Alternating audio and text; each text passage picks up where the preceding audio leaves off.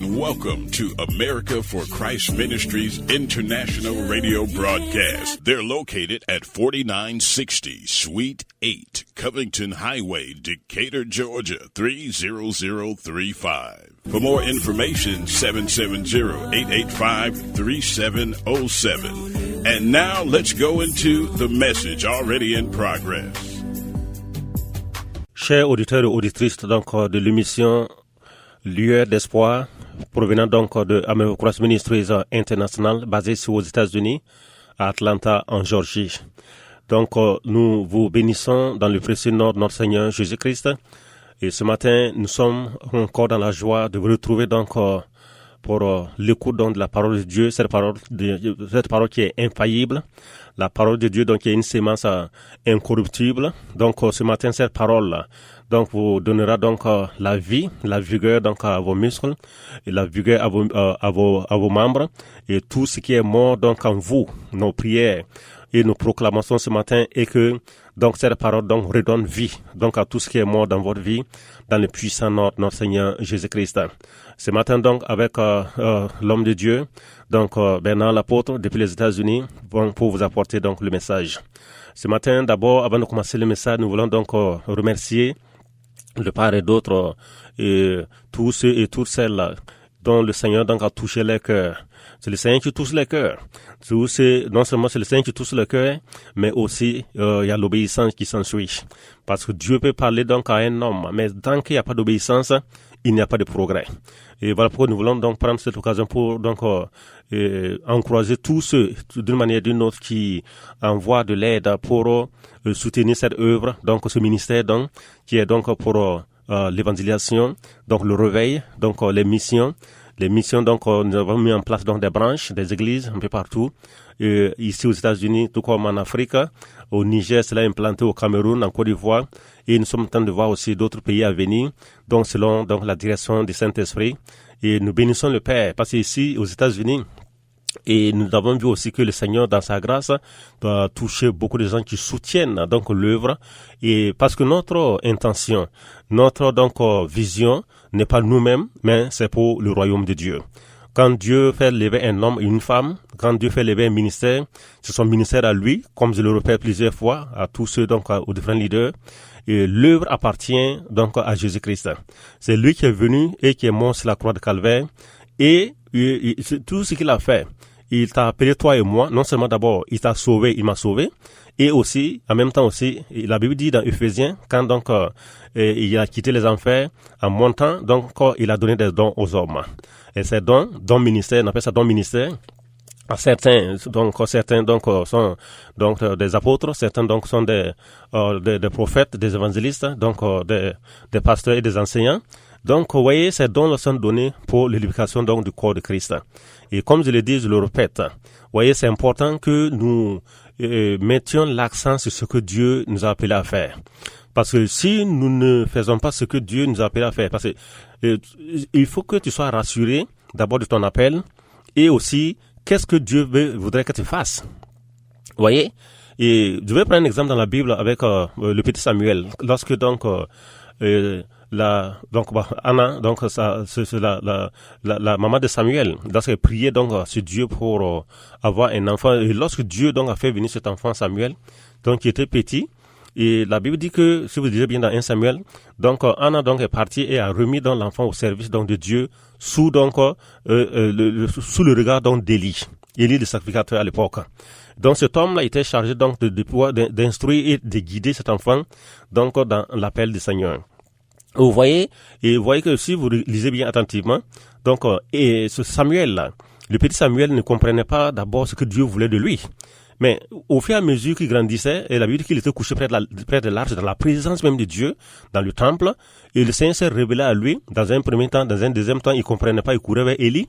Mais quand donc il lui a dit donc à ce Dieu-là, lorsqu'il reviendra encore, dis-lui que parle, ton serviteur écoute. Donc à partir de cet instant, Élie donc a orienté l'enfant dans la bonne voie, donc il l'a orienté vers le maître, le divin maître lui-même, pour qu'il écoute sa voix. Élie n'a pas tenté d'influencer donc la vie de Samuel, mais plutôt il l'orientait vers le Seigneur, vers Dieu. Donc aux différents leaders qui sont là, qui m'écoutent aujourd'hui, que nous devons orienter les gens vers le Sauveur, vers le Maître, vers celui-là qui les a appelés. Élie n'a pas appelé donc Samuel. C'est Dieu qui a appelé Samuel et l'a mis donc sous la coupe d'Élie. Donc je veux que chaque leader comprenne ça. Donc nous devons être donc des bons leaders pour pouvoir donc orienter, enseigner et orienter donc les gens vers celui-là qui les a appelés, c'est-à-dire notre Seigneur Jésus-Christ. Nous voyons que donc Samuel, cet enfant, a pris maintenant à avoir une communion directe donc avec Dieu, donc Dieu le Père lui-même. Et Dieu est venu à lui, quand Dieu s'est rendu compte maintenant que son attention était portée vers lui, il ne courait plus vers Élie, il ne courait plus vers les hommes de Dieu comme aujourd'hui. Nous voyons beaucoup de personnes courir vers les hommes de Dieu de part et d'autre, prenant les hommes de Dieu comme des devins. Oui, ta relation personnelle avec le Seigneur est très capitale. Lorsque tu vois un homme, une jeune femme, ou bien une jeune fille qui court toujours d'église en église, de pasteur en pasteur, c'est comme si, vous voyez, on peut voir en cela que sa relation ferme avec le Saint-Esprit à la parole de Dieu n'est pas au beau fixe. Le rôle de l'homme de Dieu est donc de te révéler la parole par l'assistance du Saint-Esprit, et cela ne vient pas de lui, ça vient du Saint-Esprit au travers de lui, parce que nous sommes des serviteurs inutiles, comme Jésus l'a dit. Mais, voyez, donc, je veux que nous comprenions une chose. Donc, Samuel, là, donc, Élie a fait le bon travail en l'orientant. Il dit, dès que le Seigneur reviendra encore, donc, près de l'arche, là où l'enfant était couché, dis-lui simplement, parle, ton serviteur écoute. Donc, nous devons faire ce beau travail aujourd'hui, pas une manière donc d'influencer les gens, pas une manière donc de contrôler les gens, ou même de manipuler les gens, non, pas du tout, mais plutôt de les orienter donc vers celui-là qui les a appelés. Dieu donc a appelé Samuel. Élie n'a pas appelé Samuel, c'est Dieu qui l'a appelé et il l'a mis sous son couvert pendant un temps donné, pour que cet enfant puisse grandir et mûrir donc au temps opportun où le Seigneur va manifester donc le ministère dans sa vie. Et nous voyons donc ce petit Samuel là. Lorsque donc Dieu est venu à lui et Dieu donc commençait à appeler donc Samuel, il dit oui, Père, parle, ton serviteur écoute. Dieu a commencé à révéler donc à cet enfant donc non seulement son ministère mais aussi la fin donc d'Élie. Donc le sacrificateur qui n'était même plus encore en bonne communion avec Dieu. Donc Dieu a révélé dans ce petit enfant là déjà non seulement la fin d'Élie, comment il va terminer, mais aussi parce qu'il vivait dans la désobéissance en fin de compte, Élie, parce que non seulement ses propres enfants lui-même, il a échoué donc dans l'éducation de ses propres enfants. Et vous voyez, et par rapport à Samuel, je crois que par la grâce de Dieu, il a bien fait en orientant donc Samuel vers Dieu qui l'a appelé pour qu'il ne puisse pas mélanger le ministère donc de Samuel là. Mais les propres enfants d'Élie ont échoué, c'était un échec total. Quand vous lisez dans 1 Samuel, vous voyez comment ces enfants se comportaient dans une cupidité totale, couchaient avec les femmes à l'entrée donc de temple. Et lorsque donc le sacrificateur donc faisait le sacrifice avec la Bible dit qu'il venait donc à des fourchettes, vous voyez un mépris total là. Donc par rapport aux affaires de Dieu. Donc nous voyons ici que Élie, donc le sacrificateur, a échoué non seulement lui-même à la fin de sa vie, il était devenu aveugle, physiquement parlant, mais spirituellement aussi il était donc aveugle. Ses enfants donc qui n'a pas pu mettre sur le bon chemin et qui se comportaient donc contre la parole de Dieu. Donc la sanction est tombée, le jugement divin est tombé donc non seulement sur Élie, qui est tombé, qui a brisé sa nuque, et aussi, voyez, la Bible dit la fin d'une chose vaut mieux que son commencement. Faisons beaucoup attention. Voyez, lorsque Dieu nous appelle à son œuvre, nous devons faire beaucoup attention parce que c'est la fin qui détermine tout. C'est pas le bruit, c'est pas l'arrogance, voyez, ou bien le fanfaronnisme, non, c'est la fin qui va déterminer.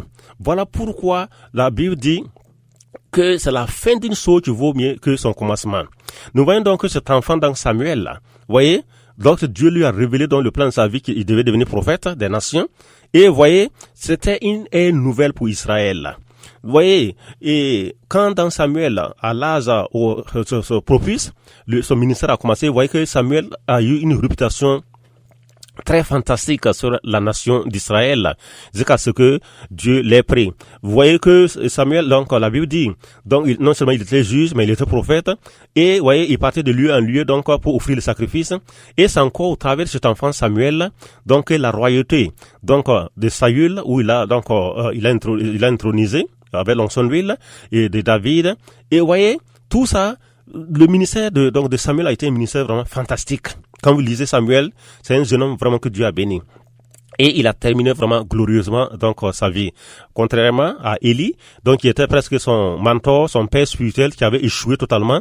Et lui-même, la condamnation de Dieu est tombée sur lui. Ses enfants ont péri. Voyez, et cela a mené un désastre. Voyez, et Dieu lui a donné une sentence même que la sacrificature ne continuerait même plus encore dans sa lignée. Voyez, faisons attention en tant qu'homme de Dieu parce que il y a des choses que nous ne devons pas nous permettre de faire parce qu'aujourd'hui ça semble être bon dans notre bouche, mais demain ça devient du gravier dans ta bouche et dans ma bouche. Donc le Seigneur nous aide. Donc nous allons voir ce matin un homme de Dieu dans la Bible, du nom de Osias dans 2 Chroniques 26. Osias, la Bible dit ici que tout le peuple de Juda prit Osias, âgé de 16 ans, et l'établit roi à la place de son père Amathia. Donc, voyez ici, la Bible dit que Osias rétablit Elof et la fit rentrer sous la puissance de Juda après que le roi fut couché avec ses pères. Osias avait 16 ans lorsqu'il devint roi. La Bible dit dans Proverbe 14, verset 34, il dit, la justice élève une nation, mais le péché est l'opprobre des peuples. Ici, vous allez voir que Osias, voyez, la première chose qui va lui venir en tête, c'est la recherche de Dieu. La recherche de Dieu. Il avait 16 ans. Lorsque Dieu l'a intronisé comme roi sur la nation. Et nous voyons que la première des choses, vite, la sagesse divine a animé ce jeune homme. Donc la Bible dit ici, verset 4, il dit, il fit ce qui est droit aux yeux de l'Éternel. Il fit ce qui est quoi? Ce qui est droit aux yeux de l'Éternel, la justice. Lorsque Dieu te donne, je ne sais pas, que ce soit un ministère, que ce soit une entreprise, lorsque la justice n'est pas observée, la justice fait ce qui est droit, ce qui est juste aux orphelins, aux veuves, et même le ministère même qu'il a donné. Nous voyons que beaucoup d'églises aujourd'hui, sont devenues comme des entreprises privées. Vous voyez, Dieu les a appelés, ils ont dû bien commencer, oui. Mais au fur et à mesure, nous voyons une déviation totale, dans les cahiers de charges. Quand Dieu appelle, il appelle avec une vision claire. Dieu n'est pas un Dieu de confusion, de trouble. Et nous voyons aujourd'hui trop de mélange, trop de confusion, dans les églises. Et c'est devenu comme une entreprise de concurrentisme et aussi de propagande, et nous voyons aussi la manipulation, nous voyons aussi l'influence de certains qui sont placés à un certain niveau, qui veulent influencer la jeune génération que Dieu appelle à les remplacer. Oui, nous devons être sages, la sagesse divine, et pour laisser le Seigneur lui-même manifester son œuvre au travers de nos vies. Vous voyez ici la Bible dit, il fit ce qui est droit aux yeux de l'Éternel. Très très important. Fit ce qui est droit aux yeux de l'Éternel. Toi, leader, toi et moi, aujourd'hui, Dieu nous parle. Osias ici avait 16 ans, mais la première des choses, c'est de rechercher Dieu. La recherche de Dieu va amener Dieu à bénir ton règne. Le règne, ton ministère, ton entreprise, la justice. La recherche de la justice. Parce que ici, la Bible dit ici, il s'est mis, il s'appliqua à rechercher Dieu pendant la vie de Zacharie. Il s'appliqua à rechercher. S'appliquer à rechercher. Donc, pas seulement chercher, mais à rechercher. L'application, il y a l'effort dedans. Toi, chacun d'entre nous, leaders, nous devons faire cet effort-là à rechercher la face de Dieu d'une manière quotidienne. Savoir ce que Dieu veut que nous fassions. Par rapport à l'œuvre de Dieu, par rapport aux veuves, aux orphelins, par rapport à ceux qui travaillent avec nous. Beaucoup de serviteurs de Dieu aujourd'hui dominent. La Bible dit dans 1 Pierre que Dieu nous a pas appelés à dominer sur les brebis ou bien vraiment à les maltraiter, non. Mais il nous a appelés à chaque brebis a un caractère qu'il faut reconnaître, que chaque pasteur, chaque homme de Dieu doit connaître. Chaque brebis a un caractère, a des défauts, a des points faibles qu'il faut savoir comment approcher et comment résoudre. Mais lorsque nous réunions en étant dur. Et voyez, nous ne faisons pas ce qui est juste aux yeux de Dieu, parce que nous faisons les choses selon notre méthode, selon notre tradition, peut-être tradition ethnique, notre manière de voir, notre manière de faire les choses. Donc la Bible qui dit que la tradition annule la parole de Dieu. Voilà pourquoi aujourd'hui beaucoup de ministères ont des problèmes. Ils font la propagande, mais le fond, nous voyons que les choses ne fonctionnent pas comme il faut, parce que ça a une apparence comme ça fonctionne. Ben, le fond est miné par une injustice totale, est miné, et Dieu, quand Dieu regarde le fond, comme la Bible dit, il dit qu'il regarde pas l'apparence, mais il regarde au cœur. Quand Dieu voit le fond, nous voyons aujourd'hui beaucoup de ministères, donc, sont stagnés, n'évoluent pas. Et bon, c'est de la propagande pour faire croire aux gens que les choses évoluent, les choses fonctionnent. Mais Dieu, donc, réellement voit ce qui se passe, donc, dans ces églises. Et comme je l'ai dit, vous voyez, c'est très important, état capital là. Si aujourd'hui Dieu venait à supprimer les 10 000 les offrandes, beaucoup de ministères vont disparaître. Beaucoup de ministères sont autour donc de la mine, de l'argent. C'est autour de ça. Et beaucoup de ministères donc c'est devenu comme une entreprise, une organisation, c'est organisé d'une manière tout autour de l'argent. Pourtant, Christ nous a dit, il dit que comme le Père lui a envoyé, nous aussi, il nous envoie. Et il dit encore, il dit comme vous avez reçu gratuitement, donnez gratuitement. L'évangile n'est pas à vendre. Vous voyez? Parce qu'aujourd'hui, les églises sont devenues comme des entreprises. Que vous le voulez ou pas, que vous voulez l'entendre ou pas, je dirais cette vérité, c'est devenu comme des entreprises. Vous voyez, la compassion, l'amour n'y est plus. Vous voyez, pourtant, Christ est venu avec son œuvre. C'est lui qui est venu avec sa vie, qui est mort sur la croix, donc pour former, donc, une église. Mais aujourd'hui, donc, les hommes de Dieu, beaucoup ont pris donc leur Dieu entre les mains de Jésus, donc, et ont établi leur propre royaume dans l'œuvre de Dieu. Et donc, pour pouvoir, donc, que Dieu nous aide, Donc, vous voyez, donc, ce matin, nous voyons ici que la Bible dit dans 2 Chroniques 26, il dit, il s'appliqua à rechercher Dieu. Donc, pour une bonne justice, pour que Dieu bénisse ton ministère, Dieu bénisse ton œuvre, applique-toi à rechercher Dieu, à connaître la justice de Dieu, à connaître la volonté de Dieu. La justice, la volonté de Dieu, parce que, au fur et à mesure, si tu dévies de ce à quoi Dieu t'a appelé, tu deviens un homme misérable. Et nous voyons aussi, voyez, que Dieu nous aide. De gros titres que les gens se donnent. Bon, si Dieu t'a appelé à être évangéliste, mais Dieu n'est pas quelqu'un qui change. Il t'a appelé à être évangéliste, c'est que tu es évangéliste. S'il t'a appelé à être apôtre, c'est que tu es apôtre. Bon, s'il t'a appelé à être, je sais pas moi, et ce prophète, il faut que tu connaisses ton appel et que tu restes dans cette ligne pour faire exactement pourquoi il t'a appelé. Parce que si tu sors en dehors de ça, et tu fais des choses en dehors de l'appel et du cahier de charges qu'il t'a donné, tu n'auras pas de récompense. Nous voyons qu'aujourd'hui, beaucoup veulent s'attitrer les gros titres. Oh, je suis apôtre. Oh, je suis docteur. C'est pas les titres qui sauvent. C'est pas les titres qui vont donner les récompenses. Mais, c'est de faire les choses selon la volonté de Dieu. Donc, ce matin, je vais prier. Seigneur, nous venons à toi au nom de Jésus-Christ. Éternel de grâce, je te demande que tu puisses vraiment visiter ton église. Ton église. Les hommes ont pris ton église et comme Jésus, quand il est entré dans le temple, il a vu que le temple était totalement saturé. Le temple était devenu un lieu de marchandises. Il a pris le fouet et il a fouetté et il a mis de l'ordre. Ce matin, mets de l'ordre dans ton église, Seigneur. Et au nom de Jésus-Christ, c'est ton œuvre à toi. Nous voyons vraiment, Seigneur, de part et d'autre, beaucoup de serviteurs qui servent les ventres. C'est la popularité. Beaucoup de gens, nous les voyons de part et d'autre. Ils cherchent donc à s'intégrer et à dominer et à régner. Nous ne sommes pas appelés à dominer et à régner sur les gens, non. Mais plutôt, sur les démons, sur ce monde, sur la chair, sur le péché, toutes ces choses. L'homme que Dieu a créé à son image, Dieu donc nous a élevé à une certaine position pour pouvoir aider les hommes et les femmes à aller au paradis. Mais pas pour donc avoir un gain particulier. Donc ce matin, Père, je te demande, Seigneur, que ton pardon se repose sur la vie de tes serviteurs que nous sommes aujourd'hui. Seigneur, tous ceux qui t'ont appelé de manière authentique, je demande que ta bonne main soit sur eux. Beaucoup ont dévié. Ramène-les, Seigneur, sur le chemin. Chacun d'entre nous, si nous avons dévié, Père, ramène-nous. Nous voulons être à la bonne place pour donc pouvoir apporter donc des fruits convenables, des fruits vraiment donc qui vont réjouir donc ton cœur. Quand Jésus était là sur la terre, Dieu le Père était content de lui. Il dit, voici mon fils en qui j'ai mis toute mon affection. Que toi et moi aujourd'hui, que quand Dieu va te regarder, il te voit en train de faire les ainsi faisant, mais pas en train de patauger partout. Dieu ne t'a pas appelé à patauger, mais il t'a appelé à une droite ligne. Donc, reste dans la ligne. Donc, le Seigneur nous aide et que sa grâce repose donc chacun d'entre nous. Donc, ce matin, c'était donc lueur d'espoir avec donc Bernard Laporte depuis les États-Unis d'Atlanta. Soyez bénis. Donc, et à la semaine prochaine.